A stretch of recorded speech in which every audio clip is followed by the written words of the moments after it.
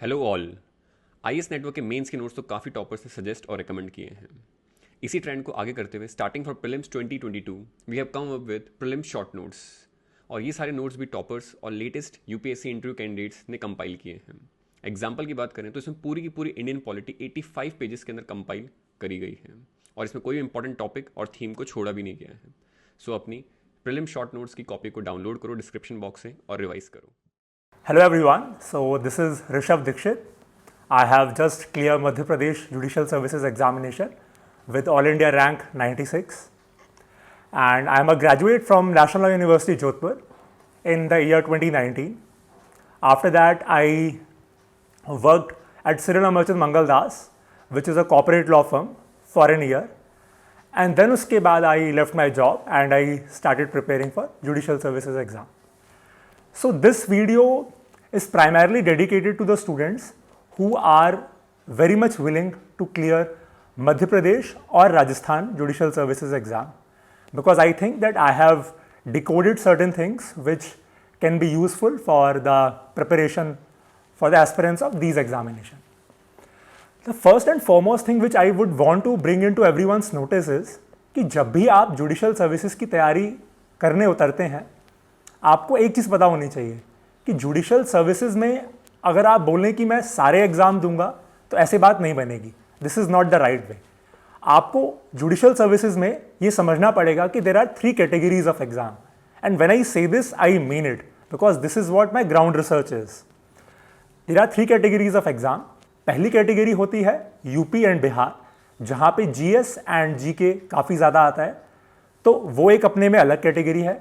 Second category is Delhi, Haryana and Himachal Pradesh and to an extent Punjab as well, जहाँ पे mains में बेरैक दी जाती है।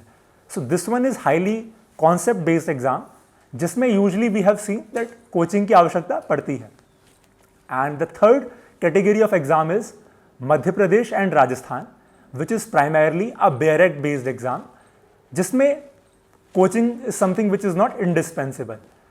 तो जब आप ये तैयारी करने उतरते हैं आप, तो you should be very much clear in your head कि which of these 3 categories you want to choose, because अगर आप इंटरमिगलिंग करोगे तो दिक्कत ये होगी कि the nature and the demand of exam is different. तीनों कैटेगरीज की डिमांड्स बहुत अलग अलग हैं, तो अगर आप तीनों को अगर आप साथ साथ चलाओगे तो मेरे हिसाब से एग्ज़ाम निकालने में बहुत समय लग जाएगा। तो मेरी अप्रोच बहुत क्लियर थी। The fundamental principle 1 was to choose one of these 3 exams, और अगर आप एक पढ़ोगे तो एक एग्जाम आपको साथ में सेम पैटर्न का मिल रहा है, तो आप इजीली आपको एक बैकअप भी मिल जाएगा। तो this is the foremost and most important thing which every aspirant should keep in mind कि अगर हमने इंटरमिगलिंग कर दी तो दिक्कत हो सकती है। I will give you a practical example as well. जैसे मान लो आपने मध्य प्रदेश का एग्जाम लिखा और गलती से 1 या 2 नंबर से आपका प्रीलिम्स रह गया। अब उसके बाद दिल्ली आया, फिर हरियाणा आया, फिर मान लो राजस्थान आया, फिर और कोई एग्जाम आया, और आप सारे एग्जाम देते हुए चले गए। तो अब आपने इफेक्टिवली क्या किया, आपने हर एग्जाम को 1-1, 2-2 महीना दे दिया। लेकिन once we will see in the totality कि 1 साल बीतने के बाद भी कहने को आपका मध्य प्रदेश का दूसरा अटेम्प्ट होगा, but in essence you have not try to cover up your shortcomings in your first attempt. तो essentially you are a second attempter but you are as good as a fresher. तो आपने जब अपनी खामियों को आपने भरा ही नहीं, तो फिर सेकेंड अटेम्प्ट का फायदा क्या हुआ। तो इसीलिए मैं इस प्लेटफॉर्म के माध्यम से ये बताना भी चाहूँगा कि बहुत इंपॉर्टेंट होता है कि हम एक कैटेगरी पकड़ें और उस कैटेगरी में फिर हम मेहनत करके उसके एग्जाम सुनें। तो ये तो हुई फंडामेंटल प्रिंसिपल 1। अब बात करते हैं मेरी तैयारी और मेरे जर्नी की। अगस्त के आसपास, अगस्त के एंड तक मैंने मुझे जॉब छोड़नी पड़ी थी because of certain personal reasons. तो 1 सितंबर 2020 से I was clear in my head कि अब भाई मुझे जुडिशरी करना है। तो अब पहले 15 दिन without studying a single word I did the ground research work, because मेरे हिसाब से जिस टेरिटरी पर अब आप लड़ने वाले हो आपको उसका पूरा ज्ञान होना चाहिए। You should know the field where you gonna fight your battle. तो I tried understanding the dynamics of the exam, I tried understanding कि कितना समय यूजुअली लगता है, कितना क्या लगता है। तो 15 दिन was my basic research work. From 16 September I dedicatedly started studying. तो उसके बाद उस समय मध्य प्रदेश का एग्ज़ाम दिसंबर में शेड्यूल था। मेरा एक फ्रेंड है which everyone must be knowing, Harshit Sharma, who is already a legal celebrity in simple terms. तो he is a very good friend of mine. तो उसने मुझे बेसिक चीज़ों को गाइड किया था. तो अब मैंने फॉर्म तब मज़े में भर दिया था. उसके बाद the exam got postponed due to Covid और मार्च में इसका प्रीलिम्स था. तो मेरे को एसेंशियली 5 महीने मिल गए थे ज़ीरो से स्टार्ट करने के लिए in order to complete my syllabus. Now there comes the most important part कि अगर मैं चाहता कि मैं 5 महीने में सब पढ़ लूँ तो वो पॉसिबल नहीं था.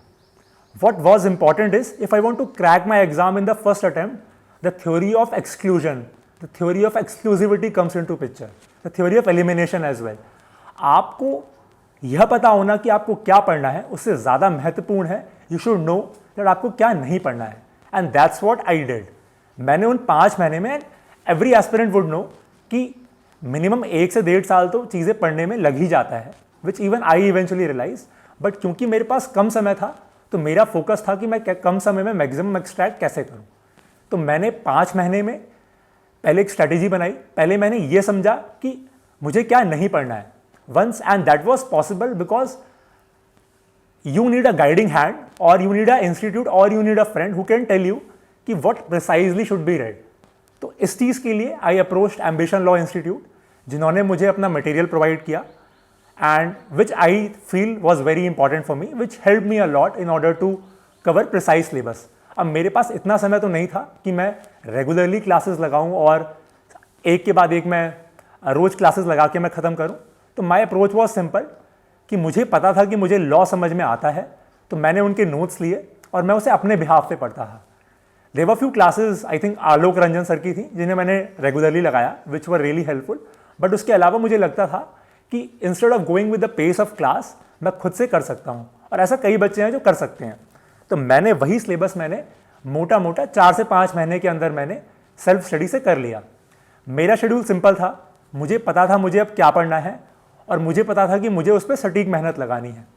तो मेरा अप्रॉक्स दिन का 15 से 16 घंटे I use to dedicate to my studies. I mean obviously it depends आप कितना कर सकते हैं. मुझे बहुत क्लियर था कि मुझे पहले अटेम्प्ट में निकालना है, तो इसीलिए I did the basic maths. So when I did my basic research I realise कि अमूमन एक इंसान 2 साल से 2.5 साल के बीच में ये कॉम्पिटिशन निकालता है, बिकॉज 1.5 साल प्रिपरेशन चलती है और 1 साल आपका एग्जाम में निकल जाता है. मेरे को ये एग्जाम 1 साल में निकालना था, that was in my head. तो आई डिड सिंपल मैथ्स. जब 2 से 2.5 साल के लिए आपको रेगुलरली 6 से 8 घंटे पढ़ने पड़ रहे हैं, तो अगर मैं इसको 1 साल में करना चाहूँगा तो इट्स सिंपल मैथ्स. मैंने मल्टीप्लाई बाय 2 कर दिया, विच मीन्स मुझे रोज 15 से 16 घंटे पढ़ने थे, विच आई डिड. इस फेज में जब मैंने ये प्रिपरेशन स्टार्ट करी, जब मैंने ऐसे पढ़ना स्टार्ट किया, तो मेरे से शुरुआत में सिर्फ 11 से 12 घंटे निकल पाए. देन आई एनालाइज कि where exactly problem lies.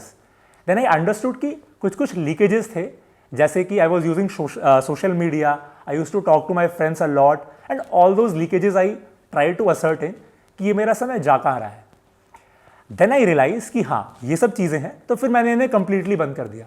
During the entire phase of my preparation मैंने Instagram, WhatsApp, link, I mean any sort of social media I abstain from it. मैंने सब डिलीट कर दिया था.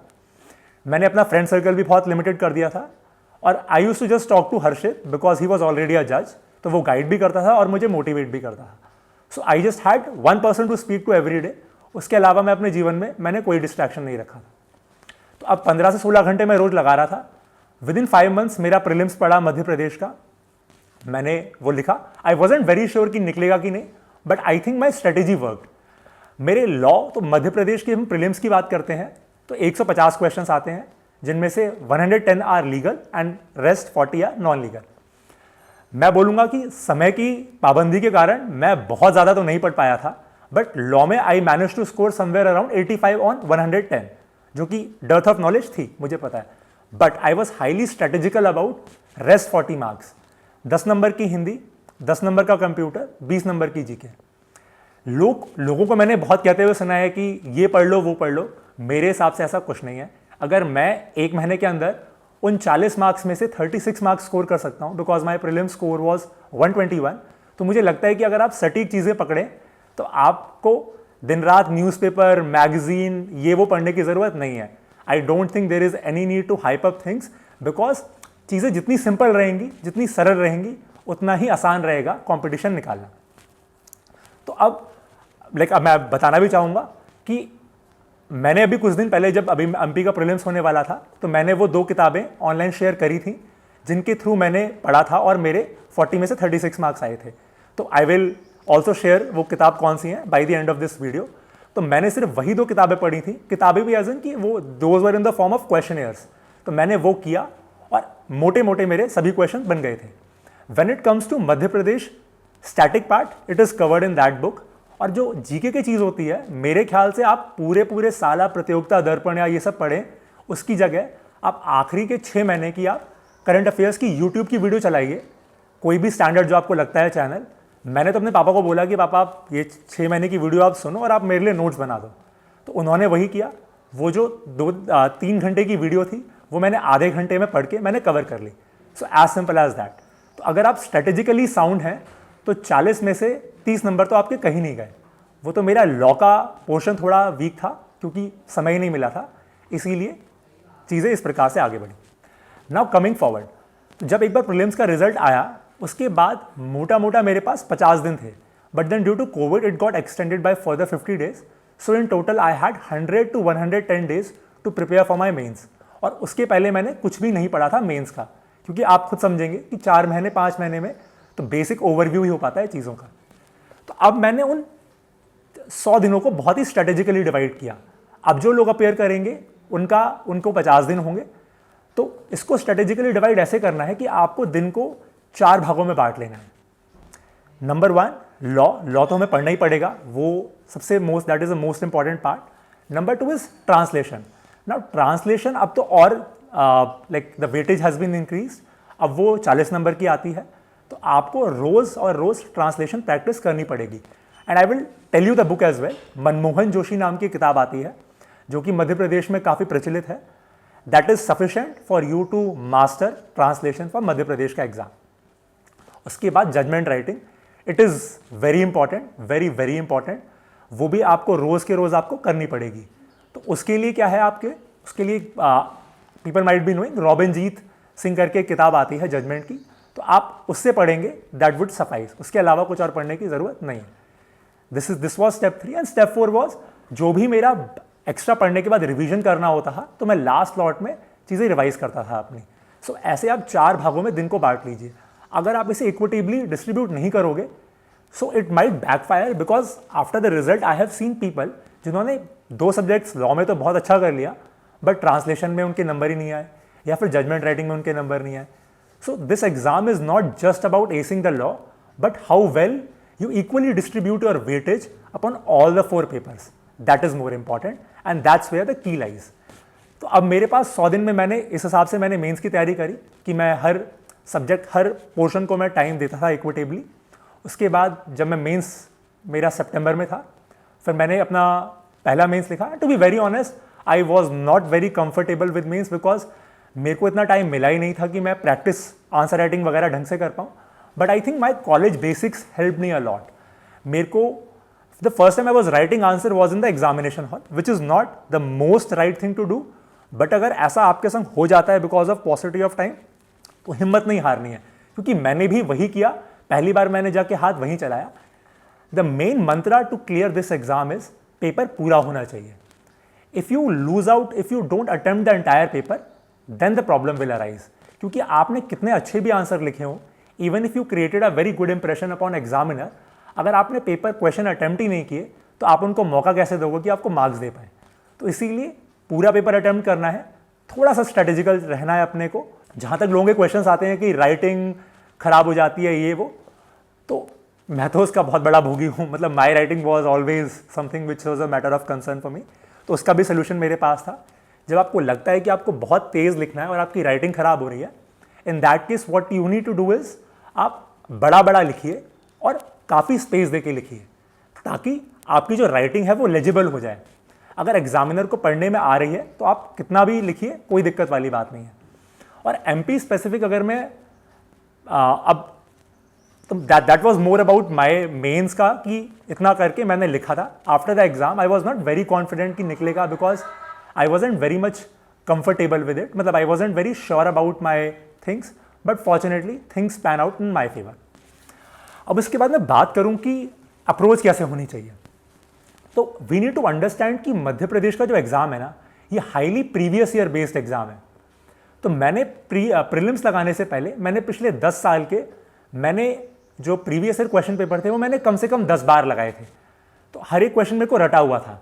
तो अगर वो क्वेश्चन आया तो it was like a bonus for me. तो जो भी मध्य प्रदेश अपेयर करना चाहते हैं, please keep that in mind कि आपको प्रीवियस ईयर क्वेश्चंस तो एकदम मगअप करने पड़ेंगे।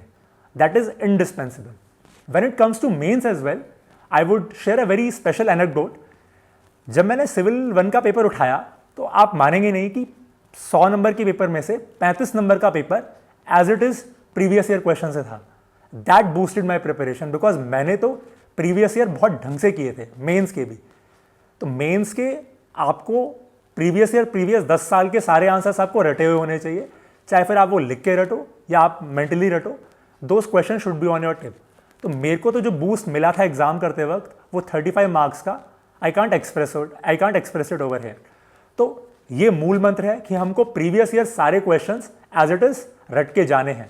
फॉर एग्जाम्पल, पहला क्वेश्चन ही था हमारे पेपर में सेक्युलरिज्म के बारे में, जो कि मैं ऑलरेडी प्रीवियस ईयर से मेरे को याद था। तो बस अब क्वेश्चन देख के मेरे को सिर्फ लिखने की देरी थी। तो that's how things work. Another thing for MP is कि बहुत राइटिंग स्किल ऐसा, it is purely a myth कि आंसर कैसे लिखें, नहीं। अगर कोई मेरे से पूछता है कि सेक्युलरिज्म का क्वेश्चन आता है तो सिंपल सी बात है, पहले मैं बताऊंगा सेक्युलरिज्म क्या होता है, फिर मैं बताऊंगा कि भाई इसे किस केस में बेसिक स्ट्रक्चर बोला गया है, फिर मैं बताऊंगा कि कॉन्स्टिट्यूशन में कौन से प्रोविजंस हैं जो इसको एम्बाइब करते हैं। फॉर एग्जांपल प्रियम्बल है, फॉर एग्जांपल आर्टिकल 25-26 है। फिर मैं कुछ केसेस बताऊंगा जिनमें सेक्युलरिज्म की बात की गई है, and towards the and article 25-26 की जो लिमिटेशंस हैं मैं वो बताऊंगा। और आखिरी में मैं बताऊंगा कि now we have essential practice test. For example triple talaq वाला केस था, सबरीमाला वाला केस था, यू विल मेंशन दोस। तो अगर आपको इतना पता है तो आप किसी भी ऑर्डर में लिखिए, कोई ऐसी दिक्कत होती ही नहीं है, क्योंकि मैंने भी कोई बहुत स्पेसिफिकली तैयारी इसकी आंसर राइटिंग की तैयारी नहीं करी थी। अगर आपको नॉलेज है तो मोटा मोटा आप कर ही लेंगे। तो this was prelims, now this was mains. Mains में हमें पता लग गया कि हमें प्रीवियस ईयर पे ध्यान देना है, पेपर पूरा करना है, राइटिंग कैसी भी हो हमें बड़ा बड़ा लिख देना है। अगर आपके मोटे मोटे ये चीज़ें क्लियर हैं तो मुझे नहीं लगता कि कोई बाधा आएगी। अब मैं स्पेसिफिकली अगर बात करूं वापस से मध्य प्रदेश और राजस्थान, तो there is a 4 step process to best of my understanding. The first thing is कि आपको अपने नोट्स, जो भी नोट्स आप रेफर कर रहे हैं, चाहे वो कोचिंग के नोट्स हो, चाहे वो आपकी किताब हो, चाहे कोई भी नोट्स हो, आपको मिनिमम 3 बार करने हैं। उससे क्या होगा कि आप सभी टॉपिक से आप फेमिलियर हो जाओगे कि हाँ, फॉर एग्जाम्पल इफ आई से डाइंग डिक्लेरेशन, इफ आई से रेस जुडिकाटा, रेस सब जुडिस, ये किताब में तो ये सेक्शन में तो बहुत छोटा दिया हुआ है, लेकिन इसकी अंडरस्टैंडिंग बहुत वाइड है। तो अगर आप अपने नोट से ढंग से पढ़ लोगे तो आपके लिए कोई एलियन कॉन्सेप्ट नहीं होगा। For example if I talk about transfer of cases, तो फोरम कन्वीनियंस का कॉन्सेप्ट अपने आप वहाँ आ जाएगा। ये बेरेक में तो नहीं दिया होगा, लेकिन अगर हम नोट्स पढ़ेंगे तो हमें पता होगा कि हाँ, अगर इसकी बात होगी तो ये हमें मेंशन करना पड़ेगा। So that is where the importance of notes comes into picture. एक ही सोर्स लें, 10 जगह से पढ़ने की जरूरत नहीं है। ट्रस्ट करें, जो पढ़ रहे हैं उसे ट्रस्ट करना बहुत ज़रूरी है। और multiple revision, even though mains के लिए मेरे पास मात्र 100 दिन थे, पर मैंने अपना सिलेबस कम से कम नहीं तो 5 बार रिवाइज कर लिया था। That is where the keys lie. 10 जगह से पढ़ेंगे तो कंफ्यूज होंगे और बहुत दिक्कत हो जाएगी। एक ही सोर्स पकड़ना है, और वो एक सोर्स पकड़ने के लिए बेसिक रिसर्च करना बहुत ज़रूरी है कि मैं कौन सा सोर्स पकड़ूँ। So that is where your ground research comes into picture. अब उस एक सोर्स को आप मल्टीपल टाइम करेंगे तो उससे क्या होगा, आपकी फोटोग्राफिक मेमोरी बन जाएगी। तो जब आप आंसर लिखेंगे ना, जैसे मैं सेक्युलरिज्म का आंसर लिख रहा था तो मेरे दिमाग में वो पूरा ढांचा बना हुआ था कि मैं अगला क्या लिखूंगा, अगला क्या लिखूंगा। So that's how it helps you a lot. तो ये तो बात हुई स्टेप 1 की। Step 2 is bare act. Madhya Pradesh and Rajasthan are highly bare act based exam. इन दोनों एग्जाम्स के लिए बेयर एक्ट आपके टिप पे होनी चाहिए, विच मीन्स हर एक सेक्शन आपको आना चाहिए। मेरे से अगर आप सोते जागते हुए आप कोई भी सेक्शन पूछ लेते तो मुझे वो पता था, because instead of focusing more on case laws and other things, मैंने सिर्फ बेयर एक्ट पे ही फोकस किया, और क्वेश्चन भी एकदम बेयर एक्ट बेस्ड डायरेक्ट आते हैं। तो बढ़िया, अगर हम वो बेयर एक्ट ढंग से चार्ट लेंगे तो I think things will become very easier for us. This is step 2। Now people might say कि अगर बेयर एक्ट से ही पेपर आएगा तो हम नोट्स क्यों पढ़ें। उसके 2 रीज़न है। पहला तो ये कि कंसेप्चुअल अंडरस्टैंडिंग के लिए, क्योंकि पता होना चाहिए कि कंसेप्ट क्या है। सेकेंडली हमें मेंस भी तो लिखना है, और मेंस के लिए आपके पास कंटेंट भी होना चाहिए, तो वो आपके नोट से बनेगा। और सबसे बड़ा रूल जो every aspirant should remember is कि जो भी एग्जाम आप अपेयर करना चाहते हो, प्रीलिम्स लिखने वाले दिन, प्रीलिम्स लिखने से पहले आपका मेंस का सिलेबस पूरा खत्म हो जाना चाहिए। That is what the bigger rule is. I could not do that is my failure, but जिसका प्रीलिम्स लिख रहे हैं उसके प्रीलिम्स से पहले आपकी मेंस की तैयारी हो जानी चाहिए। दिस इज अ मूल मंत्र of this exam. Now coming to third stage is previous year question paper which is must. तो अगर आप प्री है तो प्री के प्रीवियस ईयर कीजिए, मेंस है तो मेंस के प्रीवियस ईयर कीजिए। एमपी में तो ये बहुत प्रिडोमिनेंट है, राजस्थान में प्रीवियस ईयर बहुत ज़्यादा रिपीट नहीं होता है, but you can identify the topics कि किन टॉपिक्स पे रेगुलरली क्वेश्चंस आ रहे हैं। This is step 3 and step 4 is mock test. आप प्री के पहले प्री के लगाइए, मेंस के पहले मेंस के लगाइए। अगर आपने ये 4 चीज़ें कर ली तो मेरा यह मानना है कि इन दोनों एग्जाम्स में कोई आपको रोक नहीं सकता। This is how it is done, this is how I have done and this is how anyone can do it. अगर मैंने ये पूरा प्रोसेस 8 महीने में ख़त्म कर दिया है ना, तो अगर आप 1 से 1.5 साल भी ले रहे हैं और इतना अगर आप ढंग से कर लेंगे तो कोई ताकत नहीं है जो आपको इस पर्टिकुलर प्रोसेस में हरा सकती है आपको। That is how it is done. उसके बाद माई जर्नी वॉज कि मैंने उसके बाद राजस्थान का प्रीलिम्स लिखा था। राजस्थान तक I was thorough with law, क्योंकि मुझे लॉ पढ़ने का समय मिल चुका था। राजस्थान का एग्ज़ाम था नवंबर में, तो मोटा मोटा मुझे तैयारी करते हुए तब तक 1 साल हो चुका था, 1 साल 1 महीना। राजस्थान में with the same strategy I scored 92 on 100 in my prelims which is a very good score. और उसका रीज़न ये था कि मेरी तैयारी बहुत सटीक थी। अगर कम समय है तो सटीक तैयारी ही करनी पड़ेगी, वरना दिक्कत होती है। तो उसके बाद फिर मैंने राजस्थान के मेंस के मॉक्स लगाना स्टार्ट किया। I use to solve I approx solve 50 to 60 mocks before Rajasthan mains. और जब वो हो गया, बट जिस दिन राजस्थान का एग्ज़ाम शेड्यूल था उसके 3 दिन पहले ही मध्य प्रदेश का रिजल्ट आ गया। So I walked off the mains examination of Rajasthan because Madhya Pradesh was my priority. So ये तो हुई हमारी मेंस की और प्रीलिम्स की बात। अब मैं करूँगा बात इंटरव्यू की। इंटरव्यू में अमूमन ये बोला जाता है कि आपको ये आना चाहिए, वो आना चाहिए, सब आना चाहिए। मेरे हिसाब से interview is the easiest. Interview में बहुत टेंशन लेने की ज़रूरत ही नहीं है। Interview primarily consist of 2 things, one is legal, other is the second is non legal. Legal तो क्या है कि अगर मैं स्पेसिफिकली मध्य प्रदेश की बात करूं तो वहाँ तो जज साहब बैठे हुए थे, उन्होंने बेरेक्ट दी, जो भी क्वेश्चन पूछा उन्होंने बेरेक्ट रेफरेंस के लिए दे दी। तो आप तो बेरेक्ट पढ़ के जिससे बेसिक लॉ भी आता है वो तो कुछ भी बता सकते हो आप। But I think the where you draw the marks, where you extract the marks is non legal questions में, कि आप नॉन लीगल क्वेश्चंस कितना क्रिएटिवली आंसर करते हैं। जैसे मेरे से पूछा गया था कि अरे आप तो लाखों की जॉब कर रहे थे अमरचंद में, यहाँ तो आपको सैलरी इतनी मिलेगी, तो कैसे कर पाओगे यार आप तो भाग जाओगे, इतने कम पैसे में तो चलेगा ही नहीं आपका। So I had my answer prepare to this. मैंने जवाब दिया and I try to convince them. फिर मैम ने मेरे को बोला, द सिस्टर जज, शी टोल्ड मी कि आप तो बड़ी बड़ी जगह रहे हैं, आपने तो मुंबई में काम किया है, आप तो यहाँ रहे हैं, अब मैं अगर आपको किसी छोटे से ज़िले में फेंक दूंगी यहाँ पे मध्य प्रदेश में तो आप तो डर डरा के भाग जाएंगे। So I again had answer prepared for this कि भाई मेरे पिताजी जो हैं वो फौज में हैं और हम तो और भी रिमोट जगह रह चुके हैं। तो ऐसे आपको सारे क्वेश्चंस एंटिसिपेट करने होंगे। और इंटरव्यू के लिए भी सेम फंडा होता है, you should give as many mocks as you can, तो आप उससे कंफर्टेबल हो जाओगे। जैसे मैंने कम से कम 10 मॉक इंटरव्यूज़ दिए थे, जिसकी वजह से मैं कंफर्टेबल था इस प्रोसेस से। फिर वो ऑनलाइन हो ऑफलाइन हो आप देखिए, but that is something which is indispensable to this entire process. तो ये बात हुई हमारे इंटरव्यू की।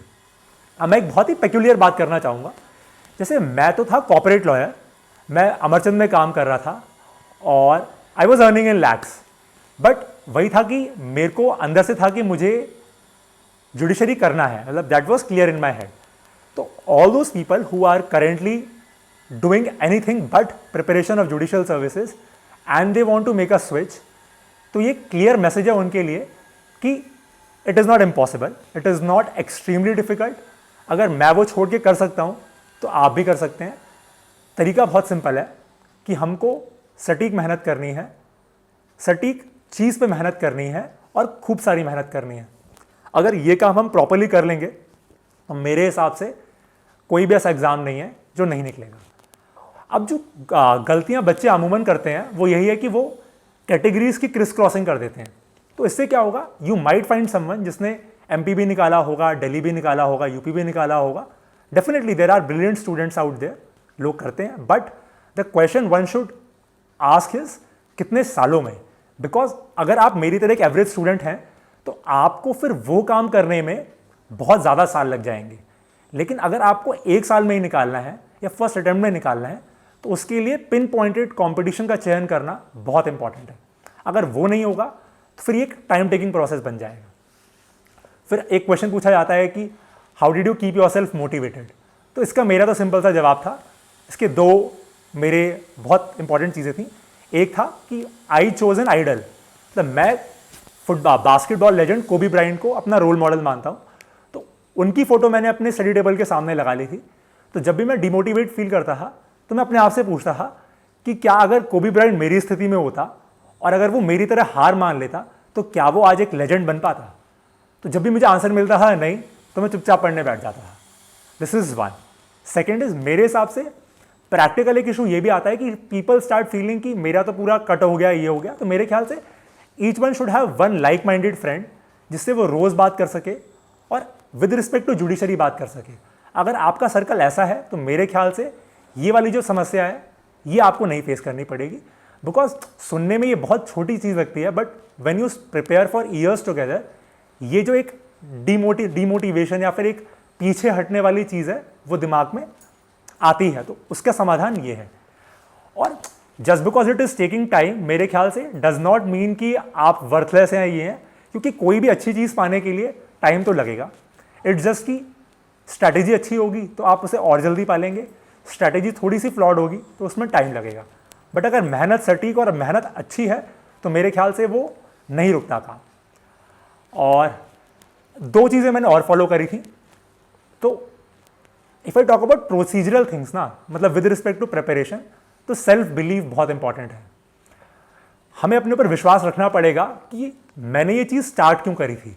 अगर मुझको बनना था न्यायाधीश तो मैं ऐसे बीच में तो अबैंडन नहीं कर सकता जस्ट बिकॉज सर्कमस्टांसेस फेवरेबल नहीं है। मेरी भी तैयारी में बहुत पर्सनल इश्यूज आए थे, पापा बीमार, मम्मी बीमार, मैं बीमार, but I think this is part and parcel. ये सबके संग ही हो रहा है। तो जो इसको ओवरकम कर लेगा वो आगे बढ़ेगा, जो नहीं कर पाएगा ऑब्वियसली वो पीछे रह जाएगा। तो सेल्फ बिलीव के बाद होता है सेल्फ रिस्ट्रेंट, अपनी इच्छाओं पे काबू रखना। ये बहुत ज़रूरी है, क्योंकि आप पढ़ भी लोगे, सब कर लोगे, लेकिन अगर आप अपने आप को इन्वॉल्व रखोगे ना कि मैं चलो व्हाट्सएप भी चला लेता हूँ, चलो पार्टी भी कर लेता हूँ, चलो घूम भी आता हूँ, तो अगर चलो वाला काम रहेगा ना तो फिर वो नहीं चलेगा। It doesn't happen. That is a issue with this exam. आपको अपना 100% देना ही पड़ेगा, उसके अलावा बात नहीं बनती है। और दिमाग में 100% श्योर रहना पड़ेगा कि मेरा तो निकलेगा ही निकलेगा, क्योंकि अगर वो पॉजिटिव माइंडसेट है तभी आपकी मेहनत सटीक रहेगी और आप मेहनत कर पाएंगे आगे। मेरे सिलेक्शन के बाद से मैंने ये देखा है, मतलब मुझे इस बात का अनुभव हुआ है कि जिस चीज़ के लिए हम सोचते हैं ना कि अगर हम न्यायाधीश बन जाएंगे तो ये होगा वो होगा, और वो सही में होता है। जिस दिन से मैं जज बना हूँ मैंने अपनी लाइफ में वो चेंज देखा है। And I think this was the motivating factor for me कि सबसे इंपॉर्टेंट है मेरे पेरेंट्स, मेरे माँ बाप, मेरे भाई बहन, मेरे भाभी, इन सब की खुशी। This happiness is enormous. जब आप अपनी वजह से आप अपने पेरेंट्स के चेहरे पर वो खुशी और प्राउड की फीलिंग देखोगे तो मुझे लगता है उसके ऊपर कुछ नहीं है। That is the most driving factor. तो वो चीज़ें जो हम टीवी में देखते हैं वो जेन्युइनली होती हैं, वो सपने सही में साकार होते हैं, और उनको करने के लिए वही है कि सेक्रीफाइस करने पड़ते हैं। Secondly, hello all, IAS network के मेंस के नोट्स तो काफ़ी टॉपर्स ने सजेस्ट और रिकमेंड किए हैं। इसी ट्रेंड को आगे करते हुए starting for prelims 2022 we have come up with prelims short notes, और ये सारे नोट्स भी टॉपर्स और लेटेस्ट यूपीएससी इंटरव्यू कैंडिडेट्स ने कंपाइल किए हैं। एग्जाम्पल की बात करें तो इसमें पूरी की पूरी इंडियन पॉलिटी 85 पेजेस के अंदर कंपाइल करी गई है, और इसमें कोई इंपॉर्टेंट टॉपिक और थीम को छोड़ा भी नहीं गया है। सो अपनी प्रीलिम शॉर्ट नोट्स की कॉपी को डाउनलोड करो डिस्क्रिप्शन बॉक्स से और रिवाइज करो। There might be adverse factors, but ठीक है, उसके लिए दृढ़ निश्चय करना है, अपना डिटर्मिनेशन रखना है, और चीज़ें अपने आप ट्रैक पे आती जाएंगी। Lastly I would like to thank DKT team. इन्होंने मुझे यह प्लेटफॉर्म दिया कि मैं अपने आप को एक्सप्रेस कर पाऊँ, और मैं अपना जो मैसेज है, अपनी जो जर्नी है, वो मैं अपने फेलो एस्पिरेंट्स के संग शेयर कर पाऊँ। I mean they have been doing a wonderful job, and I remember one thing कि जब मैंने प्रिपरेशन स्टार्ट करना शुरू किया था तो मैंने भी ऐसे किसी का इंटरव्यू देखा था and DKT was a platform जहाँ से मुझे वो मोटिवेशन आया था कि एक दिन मैं भी वहाँ पहुँचूंगा। और देखिए आज मैं आपके सामने बैठा हूँ और वो दिन मेरे लिए तो आज आ गया। सो मेरे सिलेक्शन के बाद से I think I have approximately spoken to 200 students by now, जिनको मैंने अपनी तरफ से गाइड करने की पूरी कोशिश करी है। बिकॉज मुझे लगता है कि क्योंकि मेरे पास सही गाइडेंस था इसीलिए मेरी जर्नी बहुत स्मूथ हो गई। इसीलिए आज मैं DKT के प्लेटफॉर्म के माध्यम से मैं चाहता हूँ कि ये इंटरव्यू अधिक से अधिक बच्चे देखें और वो समझ पाएँ कि एक सही गाइडेंस की क्या इंपॉर्टेंस होती है। जब मैंने तैयारी करना स्टार्ट किया था तो मैंने भी सबसे पहले DKT के प्लेटफॉर्म पे ही किसी टॉपर का इंटरव्यू देखा था और उसी दिन मेरे अंदर ये चाह थी कि एक दिन मेरे को भी सेम मौका मिले कि मैं भी DKT के प्लेटफॉर्म पे आके अपना इंटरव्यू दे पाऊँ और यह फीट अचीव कर पाऊँ। तो आज मैं DKT को धन्यवाद बोलना चाहूँगा कि आपने मुझे ये अपॉर्चुनिटी प्रोवाइड की, जिसके माध्यम से मैं सभी बच्चों को अपनी बात प्रोपेगेट कर पा रहा हूँ। अगर स्टूडेंट्स मुझसे डायरेक्टली कॉन्टैक्ट करना चाहते हैं तो they can speak to me directly on my Instagram, because I have been helping a lot these days, जो भी मेरे को अप्रोच करता है। और रिसेंटली मैंने MP प्रीलिम्स के लिए और मेंस के लिए मैंने काफ़ी सारे पोस्ट डाले भी थे इंस्टाग्राम पे, जो कि रियली बहुत ही लोगों को हेल्पफुल हुए हैं। So if you want to get in touch आप प्लीज़ इंस्टाग्राम पे अप्रोच कर सकते हैं। बाकी जो मेरा मूल मंत्र था वो मैंने DKT के माध्यम से मैंने एक्सप्रेस कर दिया। धन्यवाद।